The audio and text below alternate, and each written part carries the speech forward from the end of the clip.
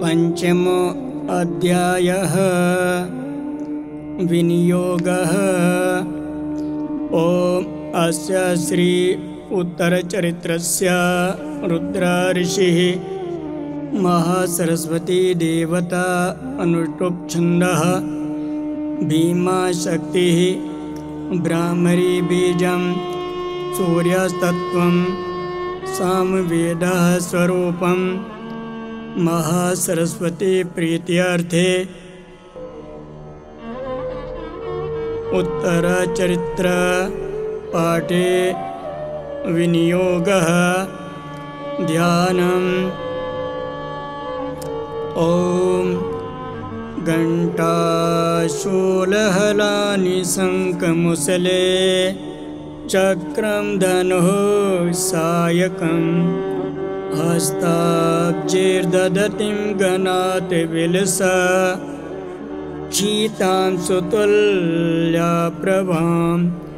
गौरी देहसमुद्भवा त्रिजगता माधारभूतामः पूर्वा मत्र सरस्वती मनुभजे शुम्भादिदैत्यार्दिनीम्।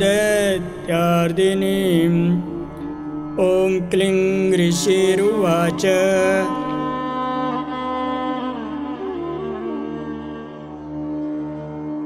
पुरा शुम्भाभ्याम् असुराभ्यां सचीपते त्रैलोक्यं यज्ञवागाश्च तीर्थमदबलाश्रयात्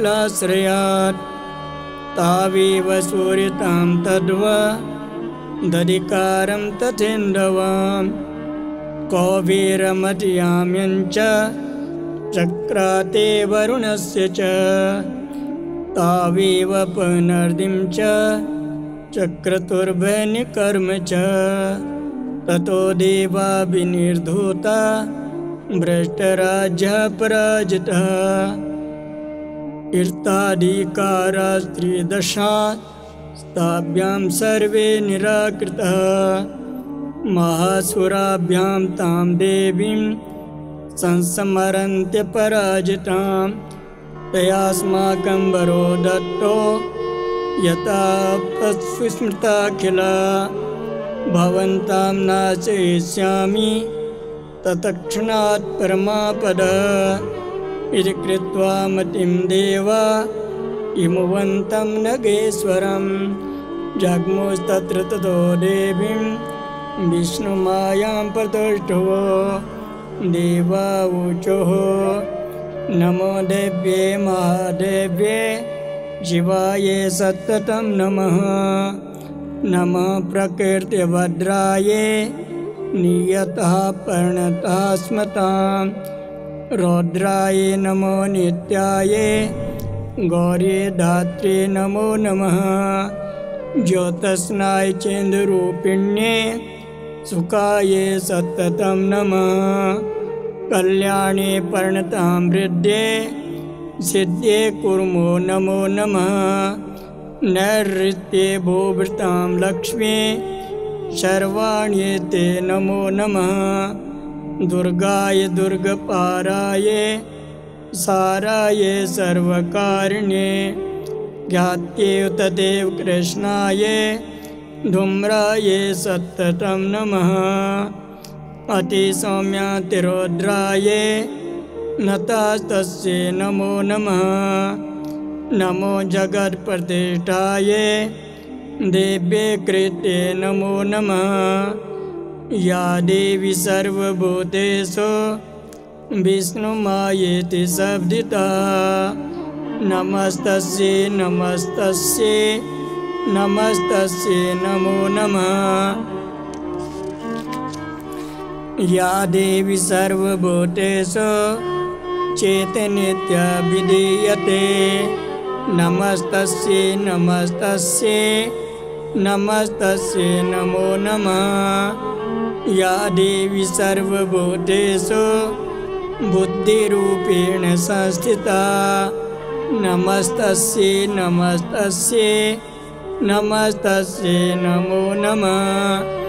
या देवी सर्वभूतेषु निद्रारूपेण संस्थिता नमस्तस्यै नमस्तस्यै नमस्तस्यै नमो नमः।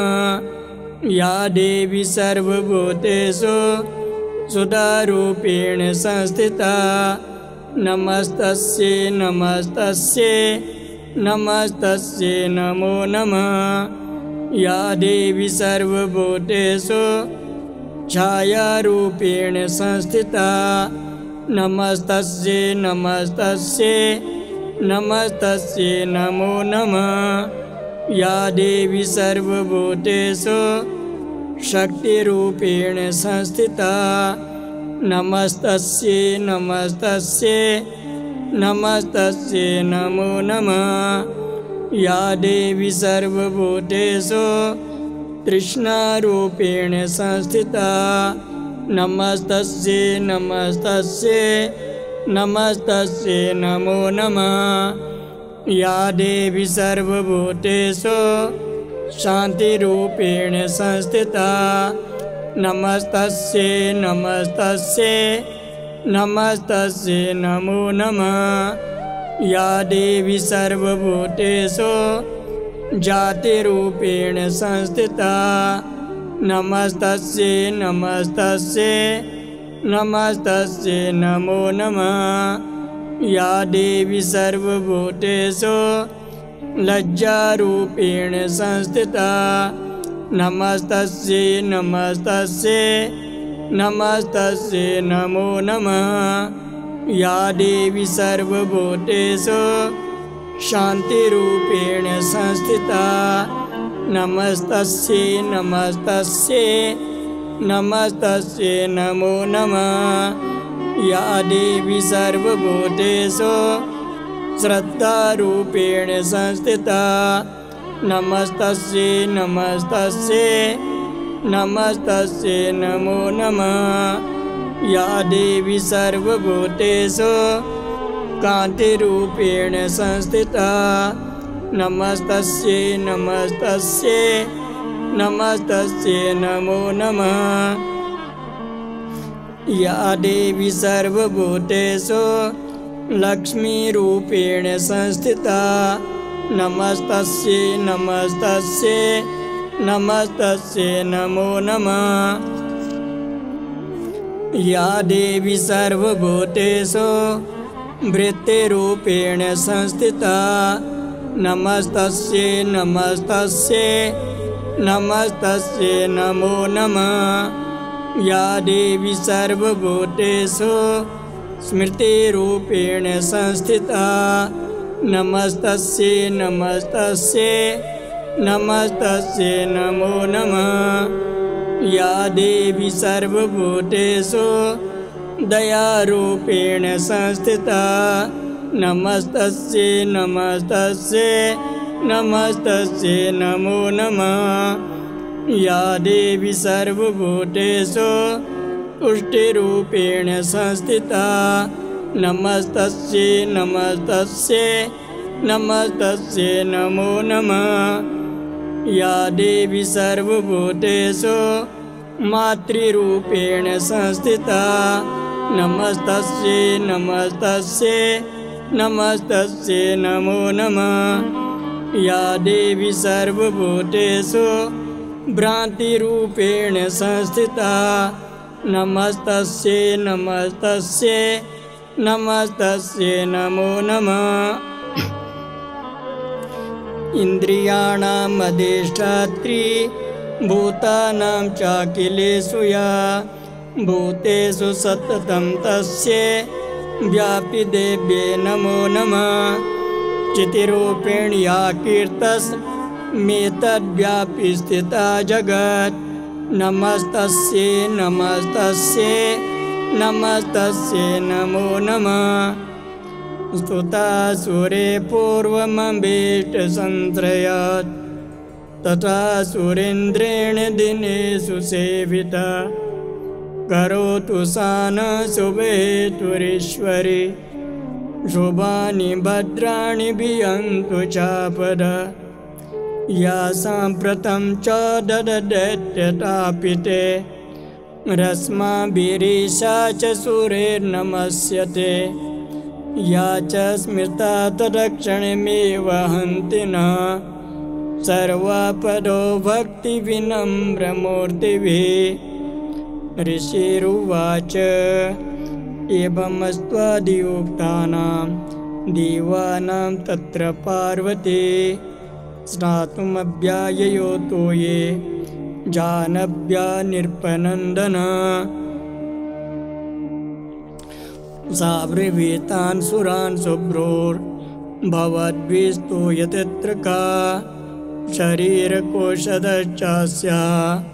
समुद्भूता ब्रवीच्छवा स्तोत्रं ममेतत्क्रियते शुम्भदैत्यनिराकृते देवे समेते समरे निशुम्भेन पराजिते शरीरकोशाद् तस्याः पार्वत्या निसृताम्बिका कौशिकीति समस्तेषु ततो लोकेषु गीयते तस्यां विनिर्गतायां तु कृष्णा बहु सापि पार्वती कालिकेति समाख्याता हिमाचलकीर्ताश्रया ततो बीकां परं रूपं बिभ्राणां सुमनोहरां ददर्श चण्डमुण्डस्य भीर्त्यो शुम्भनिशुम्भयो ताभ्यां शुम्भाय चाख्यात अतीव सुमनोहरा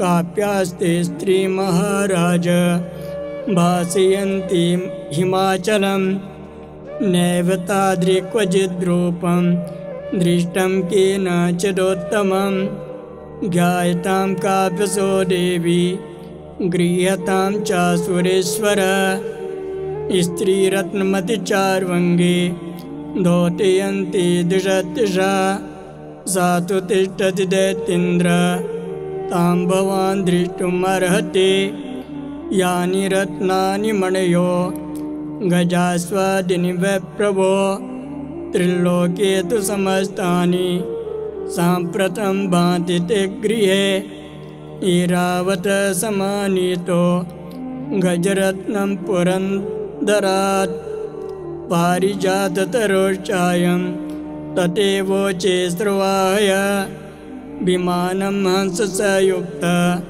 मेततिष्ठति ते गणे रत्नभूतमिहानीतं यदासीत् वेदसोद्भूतं निधीरे समापद्म समानीतो धनेश्वरात् किञ्जक्लिनीं ददौ चाब्धिर्मालामम्लान् पङ्कजां छत्रं ते वारुणं गेहे काचन स्रावितिष्ठते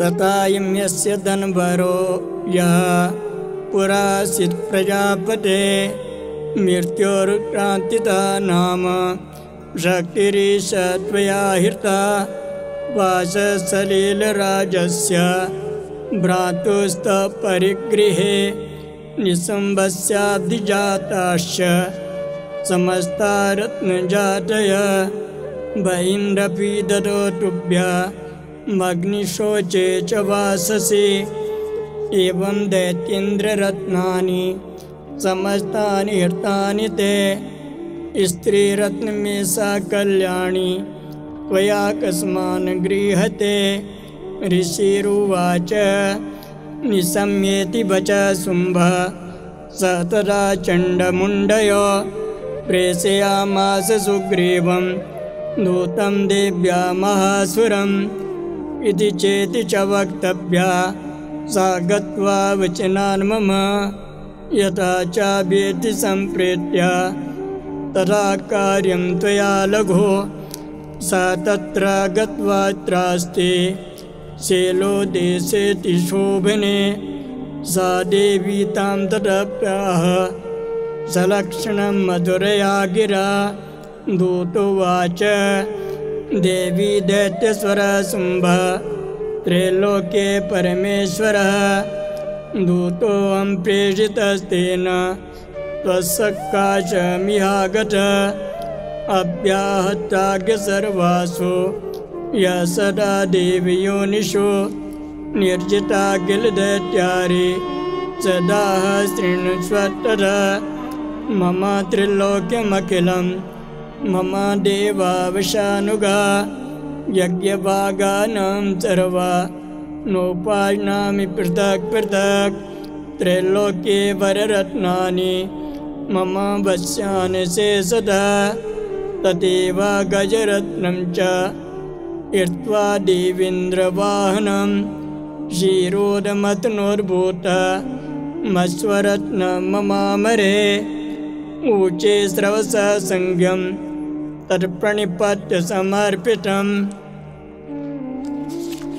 यानि चान्यानि देवेषु गन्धर्वेषु ऋगेषु च रत्नभूतानि भूतानि तानि मय्येव शोभने स्त्रीरत्नभूतां त्वां देवी लोके मन्यामहे वयं जातमस्मानुपागच्छ यतो रत्नभुजो वयं मा वा ममानुजं वापि निशम्बमुर्विक्रमं भजतं चञ्चलापाङ्गे रत्नभूता शिवे यतः परमेश्वर्यमतुलं प्राप्स्ये मत्प्रगृहात् एतद्बुद्ध्या समालोच्य मत्प्रगृहतां व्रज ऋषिरुवाच इत्युक्ता सा तदा देवी गम्भीरान्तः स्मिता जगो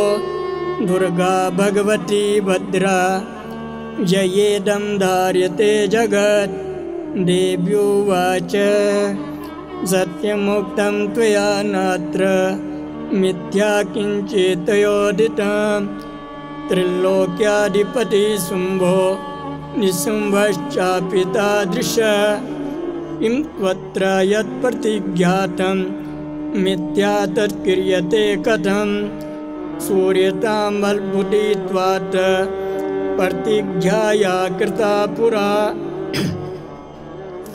यो मां जयति संग्रामे यो मे दर्पं व्यपोहते यो मे प्रतिबलो लोके स मे भर्ता भविष्यति तथा गच्छतु शुम्भोऽत्र निशुम्भो वा महासुर मा जित्वा किं चिरेणात्र पाणिगृह्णातु मे लघो दूतोवाच अवलिप्तासिमेवं त्वं देवी ब्रूहि ममाग्रतः त्रिलोक्ये कः पुमातिष्ठे दग्रे शुम्भ निशुम्भयो अन्येषामपि दैत्यानां सर्वे देवा नवे युधि तिष्ठति सम्मुखे देवी किं पुनस्त्रीत्वमेकिका